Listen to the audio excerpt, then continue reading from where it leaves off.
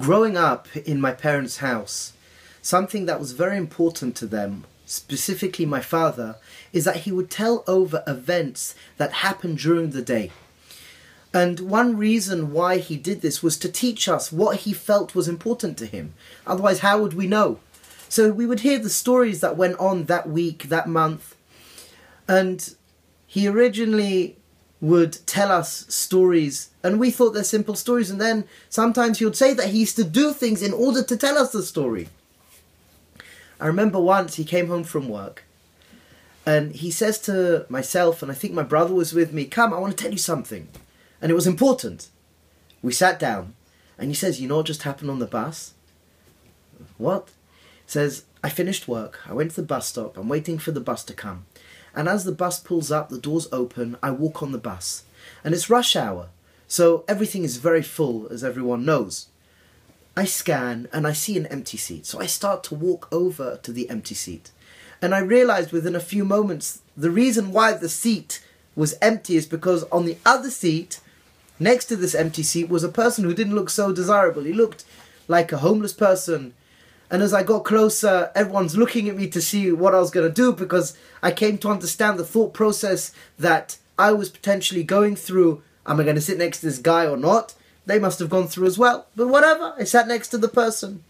And really he stunk. And he didn't look in the best of health.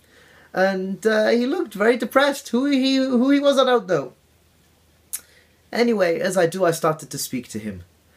And within a few minutes, we're chatting away. Everyone else on the bus was sitting silently. After the bus ride for myself completed, I was about to get up. I stood up and I took a step away from the seat.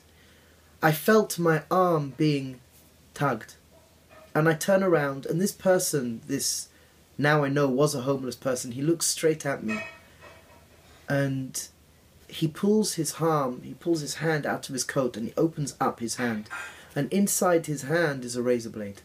And he looks me straight in the eye, and he says, "I was going to finish the bus route. And I was going to, wherever I would end up, I was going to kill myself. I was going to end my life. You should know that you gave me hope." I said, I'll take the bus. And if someone speaks to me, if someone engages, and they don't judge me for what I look like, maybe I'll live another day. And you did just that. That was the end of the story, but the message was so poignant. We look at somebody and we have all these judgment calls inside our mind. A lot of the time we have to ask ourselves, we have to question ourselves, are they right, are they wrong, are they wrong, are they right? And sometimes where we get scared, nervous because of our stereotypes, maybe we should engage. You never know, you just may save a life.